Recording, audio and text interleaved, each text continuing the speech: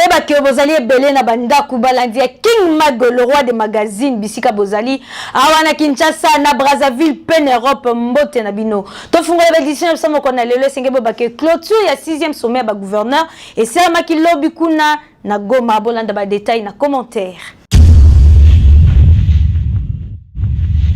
Clôture et 6e session ya ba gouverneur et salamaki lobby mardi 19 décembre kuna na Goma. Débat ezalaki tout autour ya thème ndenge nini bakoki ko mobiliser ba recette ya ba province na bango pe ba structure ya ba dépenses. Conformément na disposition ya article 200 na constitution Pena article 10 ya loi numéro 08/015 ya le 17 octobre 2018 oyo elobelaki fonctionnement ya ba conférence ya ba gouverneur ya ba province oyo euti kosalama na Goma kobanda le 18 na le 19 décembre 2017 oyo na nyonso 6e session ya conférence ya ba gouverneur oyo ya ba province esalemaki sous présidence ya chef de l'état Joseph Kabila Kabange oyo akonvokaki yango Nanzela ordonnance numéro 17/074 ya le 16 décembre 2017. Kasibo ebaki na conférence oyo tomonaki présence ya premier ministre Bruno Tshibala o azali pe lokola vice-président ya conférence Emmanuel Shadar Ramazani o azali ministre en charge de l'intérieur pe sécurité o azali ko jouer rôle ya rapporteur na conférence oyo. Pelisu sous présence ya ba gouverneur ya ba province nyonso. Ba invité de marque pe bazalaki na conférence oyo. Sima ya mot de bienvenue ya gouverneur ya Nord Kivu, pe communication ya chef de l'état Joseph Kabila Kabange, quelques points des alaki retenus ou esalaki ordre du jour. Ya 6e session ya ba gouverneur. Ya liboso ba betaki c'était sur évaluation ya niveau exécutif ya ba recommandation ya 4e pe 5e session ya conférence. Ya ba gouverneur ou esalamaki kuna na Lubumbashi. Pe lisusu état des lieux ya ba province na communication ya ba membre ya ba gouvernement pe ba personnalité lisusu adoption ya ba rapport. Na nyonso oyo kosimba ezali ke na niveau évaluation exécutive ya ba recommandation ebimaki na 4e pe 5e session balobaki ke ba avancer makasi ezali kaka etikali ba point mususu oyo ezali na nzela ya kolandela. Na etali état des lieux ba province na niveau ya mobilisation ya ba recette pe ba structure ya ba dépenses situation sécuritaire oyo betamaki sete na République démocratique du Congo balobaki ke ezali satisfaisant sauf na ba quelques provinces oyo ba problème ezalaki na yango bazali ko inviter peuple congolais bakoka ko protéger mboka contre batu nyonso ya mitema mabe oyo bazali ko luka ko détruire yango. Pe ba remercier ki chef de l'état ou atie ordre pe sécurité na niveau ya Kasai. Concernant mobilisation ya ba recette, ba notaki que ezali faible na niveau ya ba ressources ou elinkolakisa na niveau ya ba facteur économique pe financier. Na conférence oyo basengaki na gouvernement central akoka ko recenser ba contrat minier pona ko permettre na ba province na ba investisseur bakoka ko investir na secteur oyo. Na nyonso ya kosimba ezali kaka ke ba recommandation oyo ebimaki awa eservaki bango lokola ba résolution pona ko traduire volonté politique ya kobongisa niveau central pe provincial. Oyo etikali ezali kaka kotala ndenge nini ba résolution oyo ebimi na 6e conférence ya ba gouverneur oyo ekozala pratique. Pesa passage. Eta ya prince ya Kalakuna na commune ya Selembau eza mabe makasi interessaki Rais Moussa na commentaire ya Josephat Mwanza.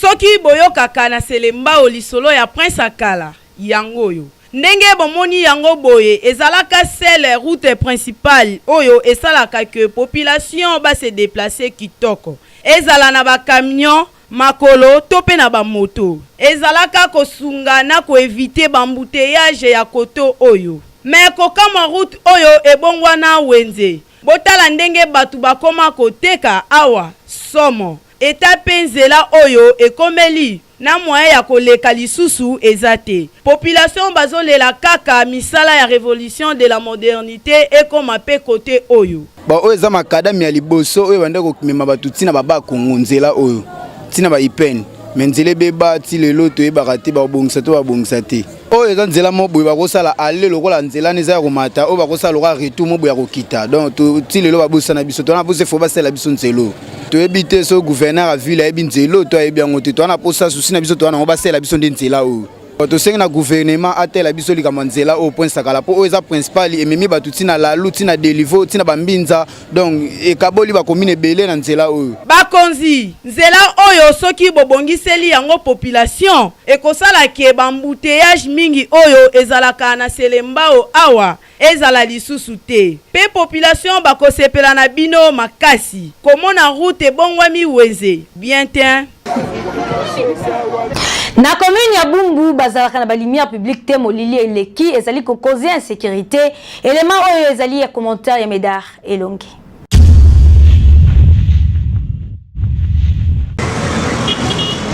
Et ça lit presque 18 mois mobimba depuis ba éclairage public oyo ekufa awa na direction Gambela na commune ya Ngiringiri. Sikoyo molili oyo koma kozala awa na butu tango mususu ate alifelo kuto kozala bien. Okoyi kozala ozotambola boye mais mutu azali boso na yo ozokomona yete po molili eleki. Ebongo insécurité oyo siège awa deux fois te. Bakuluna chaque jour basalaka ba dégâts pe basalaka ba dégâts ya makasi bokondima te. Na mituko bozali komona yango nde place bakuluna babata makapo na koseme terreur na population. À partir déjà ya ba 19h 20h awa possibilité ya koleka ezalaka lisusu te po soko meki ba diembeli yo. Par rapport à la lumière publique, et vous me la ralangote, et puis là, quand il y a des semaines, bandé koufati lelo, bah mi ba comment recalé, bah tu côté pour un manque il y a insécurité, côté au courant et les cara awate. Donc ceci tous en ango bah ya côté c'est souvent mouina. Oh pourtant nous takonde tous on a bambula bwe, nous takol nga aménagement, mais tant amoni aime sur lumière réseau pesa, arobanga ko sala mabe ceci tous en yango wana. Ina nango tous kende bandé kenda, bah ya kana bango hotel ate, moi so ba sali samna net ba oningi se réseau nga rateti lelo to lumière publique au batiaka na bango bien to sepela to beta maboko e bana ko pela donc ato bimi ozongi air nini ozatala ko banga te meka pamba boy inane yango tozokende epela nango lisusu te to koma ba insécurité makasi le rozo bima le rozo zonga molili moko ezalaka papa ténèbres siko bakuluna balamuka ba criminel po anini mulili eleki bakonzi ya SNEL na bakonzi ya République démocratique du Congo surtout bakonzi ya gouvernement provincial ya Kinshasa awa na direction Gambela lumière kakande ekoki kozongisa population na sécurité soki vraiment bolingaka population na bino prière ezali kaka moko bozongisela bango lumière publique awa ekosala bien pesa passage. Eta passerelle oyo esangisa quartier 3 na quartier 2 kuna na commune Masina eza mabe makasi. Michel Osomba a signé reportage na commentaire.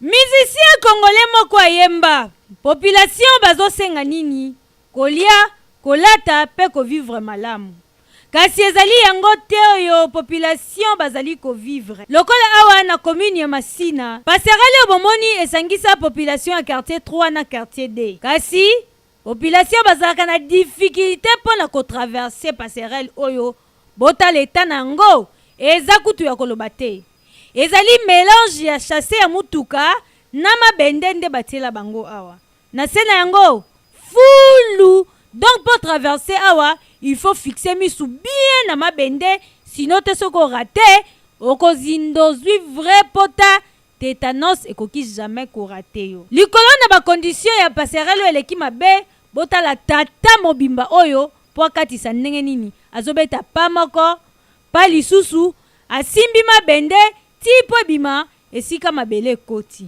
o ezali pasi ezali soni toyebi te soki bakonzi ya municipalité ya coin oyo bazali topete population balobeli papa o tozo bate bato yo baye ko bukela biso pona biso babike ba bo isanjela bata forest so forest bango banda baye babuki nzela basimize abakei tozo ye bade so balingi nini nzela biso ko katisa ngo epo biso to kenda ka ville nzela pembe nde yango bali ko si sango te tande to komi ko katisa bala ba biso na mikongo bala biso so ba chema baya te boko lekate donc eza passe tulumba oyo tolemba na biso tolemba bazela kaka bazela kaka ba élection ko kabaya basela biso ba biloko oyo tala neti siko tala bazosenga bato ba 100 francs bato baleka nzele bebi oliboya po baleka 100 francs so 100 francs te oleki na libende bakondi ya Kinshasa badepute na kwa oyo mpe babima bozela kaka baélection te mpo boya kokosa population na bapon na bino ya lokuta ntango yango oyo bazoyoka pasi basengi lisungi bosalela bango mpo moko ya malamu chase ya mutuka oyo elongwa mpo population baza na danger passage. Condition de vie à population à quartier Ngamazita kuna na Badara na commune Nsele et intéressant qui Fabrice Mawete na commentaire oyo.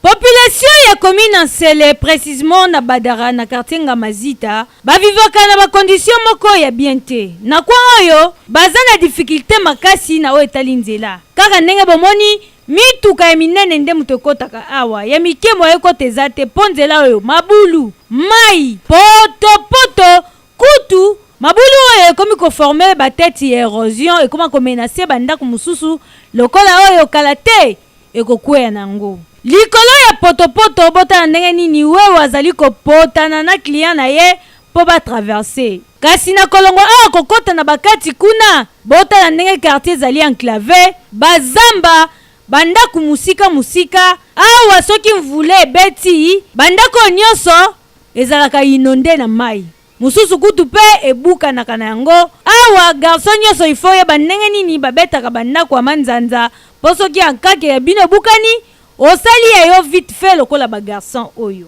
kasi kaka wana te insécurité renyaka makasi mpo kote okutu likambo ya courant monas naleyebi teke na kwa oyo batu bavivaka molilu erenyaka na quartier oyo nde permetaka na bacriminel bakuluna na miyibi baya koopere na kwa oyo. Malheureusement la police atiata base na ye moko te ni soucia tezali awa donc soki bayebeli yo na butu yo moko milukela ba solution mai oyo kaka ndenge moni mama azokatisa na makolo boye passerelle malongo ezali te kaka pon batila bango kuna na intérêt ke mituka minene kotaka mpona kobimisa zelo na carrière donc population ya Badara baza kolela po bazali délaissé bakondi ya gouvernement provincial ya Kinshasa population ya kwa oyo baza na batu mususu te ya kolelela soki bino te bobokela bango lisu bosunga bango na nzela po ko permettre bango babimaka centre ville bien régie des eaux SNEL na part na bino botiela bango pe mai courant kitoko po ba bénéficier lokola congolais nyonso po boye pasi kaka. Voyager la facilité na ONG SRI commentaire Médard Elongue Mardoché Kassiama reportage.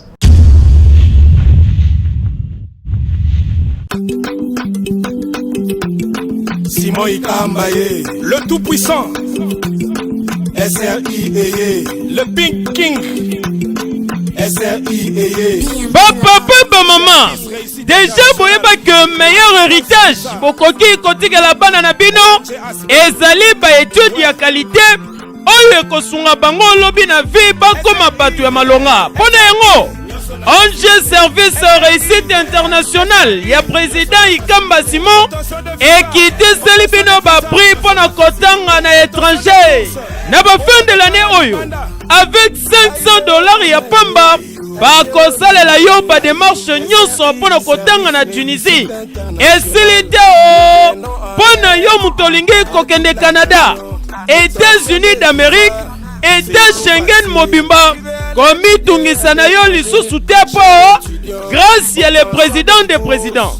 Mosungia ba Congolais, Monsieur Simon Ikamba na $1000 ya pamba ba démarche na yo nyonso ezali kosala mabe au voyager na facilité.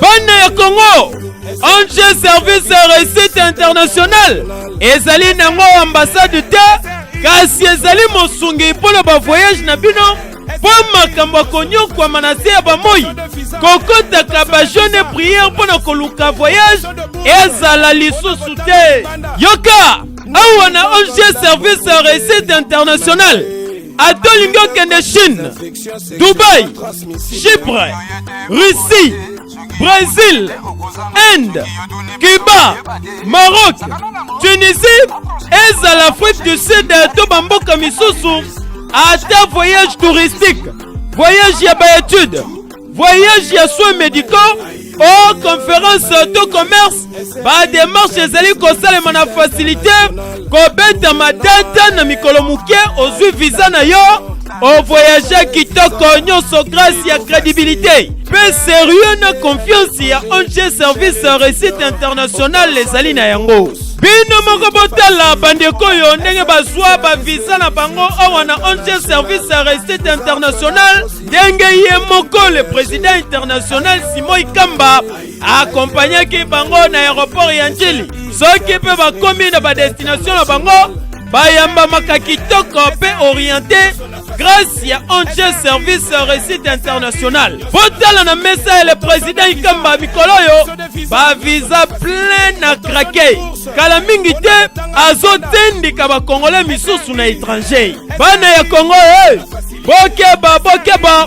En tout cas bokeba na ba chance ya mike oyo bazali ko escroquer bino bambongo ebele po bango moko na ONG Service Réussite International babi magande ba commissionnaire. ONG Service Réussite International lelo ezali na 4 adresses mokoka bisika ya kobunga te ya liboso pona bana jango nyonso boya kokutana na numéro 25 ya boulevard Lumumba quartier sans fil na commune ya Masina référence immeuble Tyrannus na arrêt Apocalypse ya mibale na numéro 24 ya avenue Colonel Epeya na commune ya Gombe référence quartier général ya armée d'Isali ya misatu bokokuta yango na numéro 83 avenue Pascal Taboulay ex Tombalbay na quartier Golf na commune ya Gombe référence na studio Ndiaye na kati ya RTNC2 en face ya Inerbe na Wileri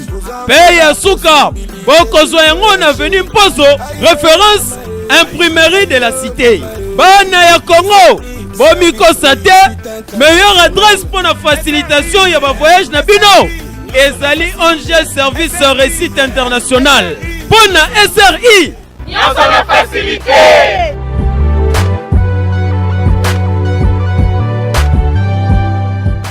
Bazali kaka ko continuer ko témoigner pour la misala malamu facilitation au ONG SRI et Saleli Bango. Lelo nazotika Congo donc yango ya sir yango donc yang billet pe oda yango natiki Congo siko donc lelo merci SRI ndoto elati nzoto vraiment makambo na ndimaki te mais comme vraiment réalité je dis nakie natiki nakie vraiment donc kande to lobaki nzambe vraiment atie loboko do esimbi boya bo comprendre bo mona o biso to monde. Ouais, ils ont makambo ya solo quoi. Donc to banda qui ont de le débit tala le résultat moyo. Le les attaquer mon coloqué ils ont la ceux to kende lobby ou to kende lobby pour non. C'est aujourd'hui que maramio c'est aussi là. Wawa bako sa biloté quand même peut au moins en boka eyo. Na bimi tiki moko donc wana esri babete la ma solo tenga mona na vivre donc boye bele. Otika okina ba agence oyo ba bimisa ba visa ya loufou. Je veux dire que je dis justement merci à M. Simon Ikanda, autrement appelé M. Visa, donc Mystère PVC. Donc je lui dis merci et puis pour bien toujours les Congolais et les Congolaises partout bazali, au Bazulu qui nous en étranger, Baya et pas M. Simon Ikanda, justement na Wileri en face il y a Inerbe donc. Portes ajustements ouverts, bazozi na bino, bavisisa wana pona bino. Boya to ke totondisa États-Unis totondisa. ONG SRI basali communiquer oyo. ONG Service Réussite International SRI na mukuse ya président Ikamba Simo. Bazali koluka ba marketeur, condition ezanango facile. Yaka na CV na yo, y compris na 4 photos passeport, na lettre ya motivation. Yoka bien, exigence ezanango te. Pona ba précision ya sur, ba adresse ezaboye. Avenue Pascal Taboulay, ex-Tombalbaye, numéro 83 na quartier Golf, na commune ya Gombe. Topé na RTNCD Studio Ndiaye en face ya Inerbe. Topé oluki lisusu na adresse oyo. Avenue Colonel Ebeya, numéro 83 commune ya Gombe. référence quartier général ya armée d'Isali. Topé au bengi na ba numéro oyo eza affiché na ba écran na bino.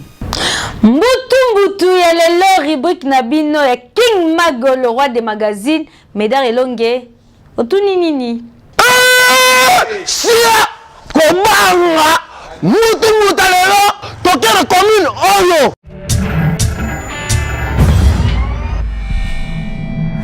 otuna boye beau-père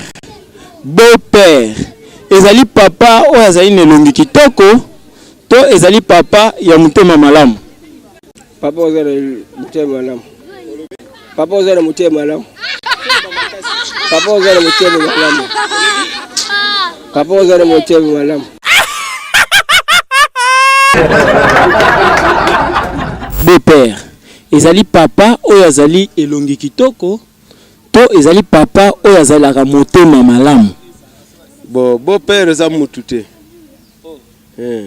Beau-père eza mutu te. Bon père eza mutu, mais beau-père eza mutu te. Eza titre. Eza titre ya classe, titre ya nyama, to titre ya ndenge. Bon, eza titre ya classe te, mais eza titre ya eloko oyo ezo constater na mutu. Eza eloko ezo constater na mutu.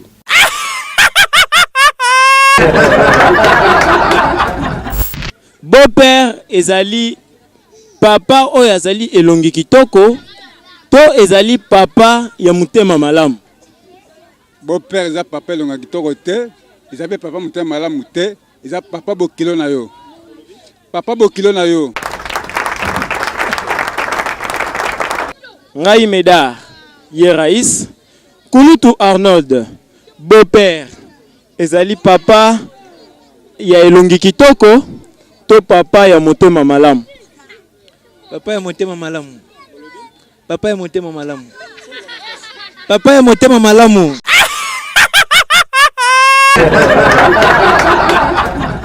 Toyez bien on l'a la télévision. Mais bon c'est gâté la question. Ok. Maman le moto alobi déjà to se kayete. Ok. Dieu mundele ayoki. Dieu mundele maman nono le moto alobi ba se kayete ba kinwa ba se kayete. Ok. Maman na biso.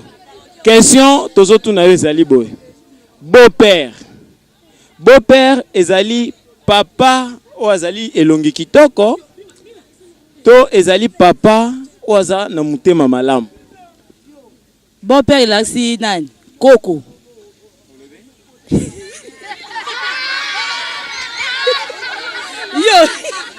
Vous c'est quoi? Bon père là c'est Coco va bien en français bon père. Quand on dit grand-père. Bon père.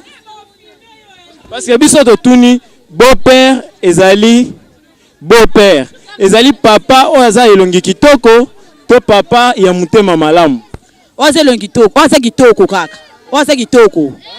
Oza kitoko.